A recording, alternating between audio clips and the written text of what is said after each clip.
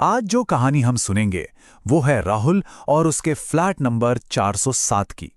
ये एक ऐसी कहानी है जिसकी शुरुआत तो बेंगलुरु की एक आम सी बिल्डिंग में हुई, लेकिन इसका अंत एक ऐसे अंधेरे में हुआ जिससे राहुल आज तक बाहर नहीं निकल पाया है। तो बात है साल 2019 की। राहुल जो वाराणसी की गलियों से निकलकर अपने सपनों को एक नई उड़ान देने के लिए आईटी हब बैंगलोर आया था। अब परिवार से दूर एक बिल्कुल नए शहर में उसे सबसे पहले अपने लिए एक छत चाहिए थी। और देखिए, उसे एक जगह मिल भी गई। एक ऐसा फ्लैट जो पहली नजर में हर लिहाज से एकदम परफेक्ट लग रहा था। किराया भी ठीक ठाक, लोकेशन भी बढ़िया। लेकिन क्या कोई भी चीज वाकई में इतनी परफेक्ट होती है? व्हाइटफील्ड के पास था, किराया भी ज्यादा नहीं था और फ्लैट तो देखने में सच में शानदार था। राहुल को लगा कि बस उसकी तलाश अब खत्म हुई। लेकिन एक छोटी सी बात थी जिस पर उसने शायद उस वक्त ज्यादा ध्यान नहीं दिया। वो फ्लैट न जाने क्यों काफी समय से खाली पड़ा था। आखिर क्यों? खैर, राहुल उस फ्लैट में शिफ्ट हो गया, अपना सामान जमाया, घर को सजाया और एक नई जिंदगी की शुरुआत की। पहले 2-3 दिन बिल्कुल शांति से बीते। एक अजीब सी खामोशी थी। राहुल ने उस शांति का मजा लिया, ये जाने बिना कि ये तूफान से पहले की खामोशी थी।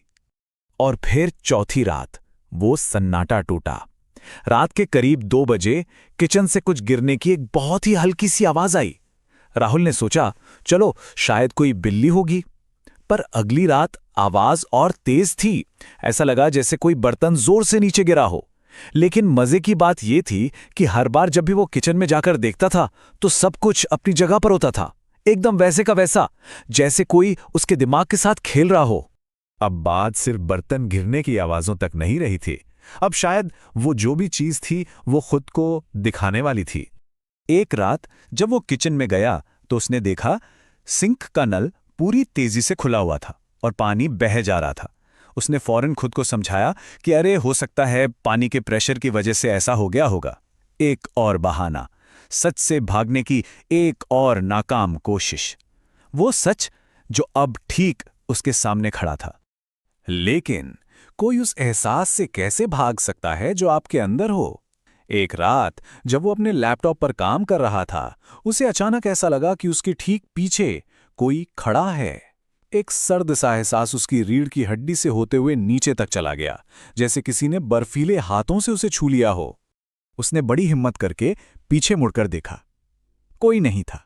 और ठीक ठीक उसी पल उसके फोन पर एक नोटिफिकेशन आया। एक ऐसा नोटिफिकेशन जिसका कोई मतलब ही नहीं था, या शायद जिसका बहुत गहरा मतलब था। दिल दहला देने वाली बात यह थी कि राहुल के उस फ्लैट में कोई कैमरा लगा ही नहीं था। तो फिर मोशन डिटेक्ट कौन कर रहा था? इस सवाल का जवाब ढूंढने की हिम्मत करके वो धीरे धीरे लिविंग रूम में गया। उसने लाइट जलाई और तभी ठीक उसकी आंखों के सामने सोफे पर रखा एक कुशन ऐसे नीचे गिरा जैसे किसी अदृश्य हाथ ने उसे धक्का दे दिया हो। अब शक की कोई गुंजाइश नहीं बची थी। वो अकेला नहीं था। जाहिर है उस रात राहुल सो नहीं पाया। अगली सुबह रात भर के डर से कांपते हुए उसने बिल्डिंग के सिक्योरिटी गार्ड से वो सवाल पूछा जो शायद उसे पहले दिन ही पूछ लेना चाहिए था। इस फ्लैट में मुझसे पहले कौन रहता था? गार्ड का चेहरा देखकर ही राहुल को समझ आ गया कि कुछ तो गड़बड़ है। गार्ड कुछ पल के लिए चुप रहा। उसकी आंखों में एक अजीब सी हिचकिचाहट थी, जैसे वो कोई ऐसा राज छुपा रहा हो जिसे वो कभी किसी को बताना नहीं चाहता। और फिर गार्ड ने वो राज खोला। सर, इस फ्लैट में एक लड़की रहती थी, आईटी में काम करती थी। एक दिन उसने यहीं आत्महत्या कर ली। ये सुनते ही राहुल के पैरों तले से जमीन खिसक गई। उसने फौरन फैसला कर लिया कि वो ये फ्लैट खाली कर देगा। लेकिन उसे ये नहीं पता था कि उस फ्लैट को अलविदा कहना इतना आसान नहीं होने वाला। उस जगह के साथ उसके साथ एक आखिरी रात बाकी थी, और वो रात राहुल की जिंदगी की सबसे भयानक रात होने वाली थी।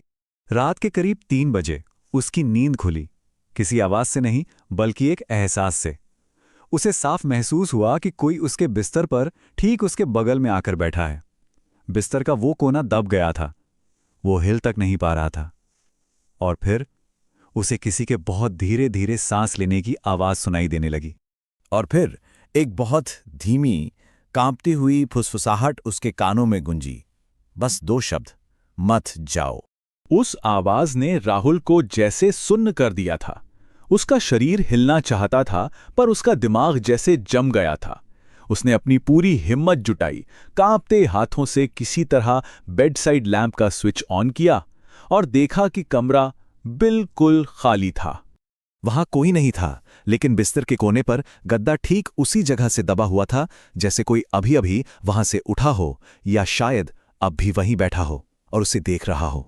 अगली सुबह सूरज निकलने से पहले ही राहुल बिना पीछे मुड़े उस फ्लैट से हमेशा हमेशा के लिए चला गया। इस बात को आज 5 साल हो चुके हैं। राहुल ने सोचा था कि वो उस डरावने साये को, उस अंधेरे को वहीं पीछे छोड़ आया है, लेकिन क्या कोई अंधेरे से वाकई में भाग सकता है? राहुल कहता है, आज भी 5 साल बाद जब कभी रात को ठीक 3 बजे मेरी नींद खुलती है, मुझे अपने कानों में वही फुसफुसाहट सुनाई देती है। राहुल उस फ्लैट से तो निकल गया, लेकिन शायद वो फ्लैट या उसमें जो कुछ भी था वो कभी राहुल से बाहर नहीं निकल पाया, जो एक बहुत ही परेशान करने वाला सवाल हमारे लिए छोड़ जाता है कि अगर हम एक भूताहा जगह छोड़ भी दें तो क्या वो जगह हमें कभी छोड़ती है?